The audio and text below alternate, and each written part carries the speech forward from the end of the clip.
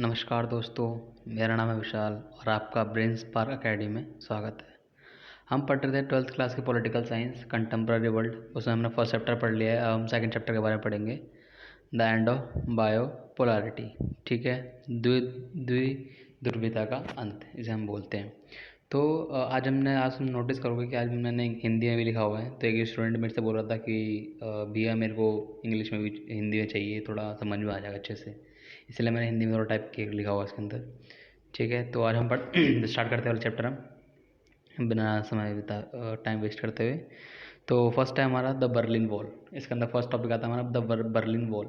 Berlin wall क्या थी? Berlin wall क्या थी? बर्लिन, पहली बात कि बर्लिन है कहाँ पे? बर्लिन है हमारी जर्मनी कैपिटल।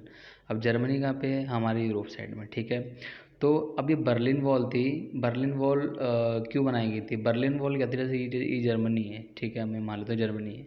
इसके दो पार्ट्स कर दिए गए थे। ठीक है, जब 1960s में हमारा बर्लिन का वॉर हुआ था, ठीक है, तो उस टाइम पे जब वॉर हुआ था तो जर्मनी के दो पार्ट्स कर दिए थे। एक हमारा था वेस्टर्न साइड, एक था हमारा ईस्टर्न साइड। तो अब इस टाइम पे बोला गया था कि जो वेस्टर्न साइड है वो हमारा अमेरिका साइड का है और ईस्टर्न साइड वो हमारे यूएसएसआर के साइड का है। तो इसीलिए हमारा वेस्टर्न साइड और ईस्टर्न साइड है। तो अगले, तो इसीलिए इसमें हम डेट मेंशन मतलब बता रखा है इस बारे में। अगले हम बात करते हैं इसके अंदर ये सिंबल किस चीज़ का है। ये सिंबल है हमारा पूंजीवाद समाजवाद, means capitalism and socialism, division है दो चीज़ों का। ठीक है, ये कब बनी थी? 1961 में। और ये कितने किलोमीटर लंबी थी? 150 किलोमीटर, 150 किलोमीटर लंबी थी। कब तक खड़ी रही थी? 28 सालों तक खड़ी रही थी। कब गिरी गई थी?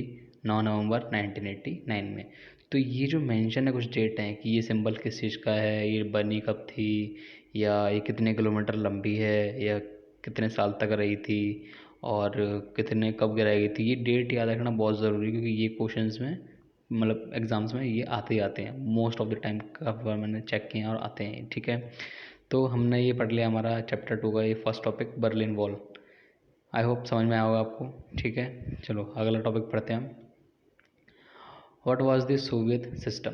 अब सोवियत सिस्टम क्या होता है? अब हमने पढ़ा था कि क्या नाम है कि अब सोवियत संघ के बारे में हमने अब हमने सोवियत संघ के बारे में पढ़ते हैं इसमें कि सोवियत संघ क्या है, इसमें सिस्टम क्या था, क्या क्या था, बाकी उसके बारे में डिस्कशन चलेगा। सोवियत प्रणाली इसके नाम से हम बोलते हैं। ठीक है, फर्स्ट है इसके अंदर हमारा कि the union of Soviet socialist Republic. इसकी जो फुल फॉर्म है हमारी एसएसआर की वो यही है। ठीक है, कहीं पे लिखा होता है यूनियन सोवियत सोशलिस्ट रशिया भी लिखा होता है कहीं कहीं पे। ठीक है, तो यहाँ पे रिपब्लिक्स लिखा हुआ है।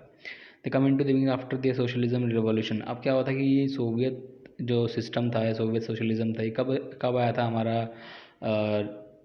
अलर्ट हुआ था, या फिर कब स्टार्ट हुआ था? ये हुआ था हमारे रिवॉल्ट के बाद। रिवॉल्ट कब हुआ था? 1917 में। 1917 में हमारा फर्स्ट रेवोल्यूशन हुआ था। किसका? समाजवाद का, या फिर हमारा सोशलिज्म से सोशलिज्म वाला रिवॉल्ट जो हुआ था। ठीक है, उसके बाद ही हमारा सोवियत संघ अस्तित्व में आया और हमारा यूएसएसआर का राइजिंग हुआ। ठीक है, अगली हम बात करते हैं कि इस प्रणाली में या फिर इसके में हमारे सोवियत सिस्टम में कितनी पार्टीज होती थी? Single party domination, single party हुआ करती थी। यहाँ पे कोई भी अदर पार्टी नहीं थी और सिंगल पार्टी का नाम था हमारा कम्युनिस्ट पार्टी। यहाँ पे सिंगल पार्टी हुआ करती थी, कोई अदर पार्टी नहीं। जैसे हमारा इंडिया है, इंडिया एक डेमोक्रेटिक कंट्री है और हम बहुत सी कंट्री हमारे वर्ल्ड में हैं जो डेमोक्रेटिक कंट्री हैं। तो ऐसे ही हमारा कम्युनिस्ट पार्टी, बट ऐसे ही यूएसएसआर हमारा डेमोक्रेटिक कंट्री उस टाइम पे नहीं थी। वहाँ पे एक ही पार्टी थी जिसका नाम था कम्युनिस्ट पार्टी। ठीक है, वहाँ पे कोई अदर पार्टी नहीं थी और ना ही कोई जीत सकता था वहाँ पे। चलो अगला हम बात करते हैं कि अब हम क्या करते हैं कि इसमें क्या था कि जो वहाँ के लोग थे यहाँ पे उत्पादन या कहते हैं ना प्रोडक्शन के मामले में, अगर अमेरिका को छोड़ दे जाए, यूएसए को अगर हम काउंट ना करें, उस टाइम की बात है जब हमारा 90 कोल्ड वॉर के टाइम पे, अगर हम यूएसए को छोड़ दें, हम मान लें कि यूएसए नहीं है, उसको अगर हम छोड़ दें तो पूरे वर्ल्ड में यूएसएसआर से बेटर या फिर कम्युनिकेशन के मामले में, प्रोडक्शन के मामले में, मशीन के मामले में कोई और कंट्री थी ही नहीं। ठीक है, जैसे हम बोलते हैं कि वहाँ पे संचार या फिर नेटवर्क जो प्रॉब्लम थी या कम्युनिकेशन सिस्टम था बहुत अच्छा था वहाँ पे। वहाँ की जो मशीनरी थी, टेक्नोलॉजीज थी, प्रोडक्शन था, रिसोर्सेज थे, सब बढ़िया थे वहाँ के। खाली अमेरिका को छोड़ के, क्योंकि अमेरिका उससे इन चीज़ों में आगे था। ठीक है, अब हम बात करते हैं हमारा यहाँ पे क्या हुआ करता था कि यहाँ पे पिन से लेके कार तक, पिन से मतलब जब क्या होता है कि हमारे एक पिन होती है ना, जो जो सुई वाली पिन होती हैं, उन पिन से लेकर कार तक का जो प्रोडक्शन था वो उसके खुद यूएसएसआर में हुआ करता था। वो बाहर से नहीं मंगाया करता था, नहीं परचेज़ करता था। वो सारा प्रोडक्शन अपने यहीं पे करता था। जैसे हमारे इंडिया में होता है ना कि काफ़ी टाइम बाहर से सामान आता है, वो होता है, तो वहाँ पे उस टाइम नहीं होता था, वहाँ पे खुद बनाते थे अपना सामान। ठीक है। अगला है हमारा कि जो सोवियत संघ है हमारा, फिर वो क्या नाम है, यूएसएसआर है, सॉरी, तो यूएसएसआर है।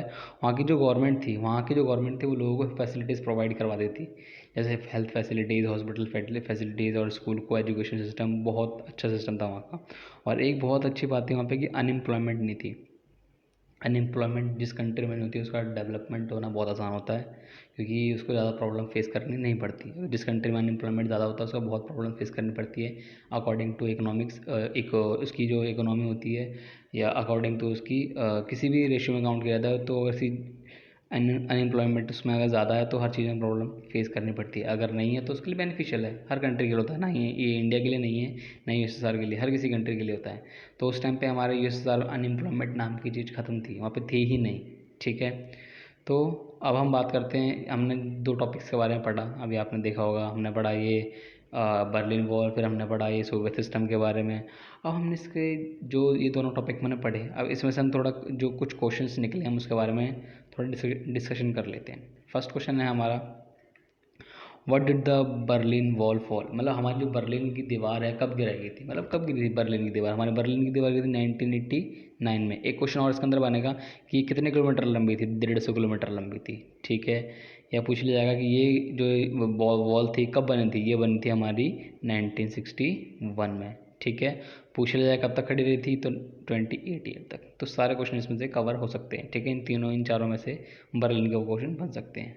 अगला क्वेश्चन है रशियन रिवॉल्ट, और रशियन रिवॉल्ट कब हुआ था, रशियन रिवॉल्ट हुआ था हमारा 1917 में। इसको याद रखना कि 1917 हमारा रशियन रिवॉल्ट हुआ था। वो एक नंबर में क्वेश्चन फंस जाता है ये। ठीक है।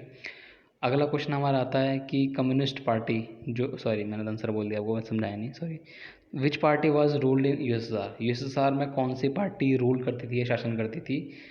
तो उसका रूल्स लिखा हुआ है यहाँ पे, बट ये बाय मिस्टेक हो गया, तो इसे यूएसएसआर ही रखना। ठीक है। तो यूएसएसआर में कौन सी पार्टीज थी जो रूल करती थी, उसका नाम था कम्युनिस्ट पार्टी। एक क्वेश्चन और आता है कि वहाँ पे जो कम्युनिस्ट पार्टी थी वो अदर पार्टीज़ को वहाँ पे टिकने नहीं, होती नहीं थी, वहाँ पे थी ही नहीं, तो वहाँ पे वन सिंगल पार्टी डोमिनेशन था। ठीक है। आई होप आपको वीडियो पसंद आएगी, और आपको कोई डाउट हो या कोई दिक्कत हो तो मेरे को कमेंट सेक्शन में बताएं, और मेरे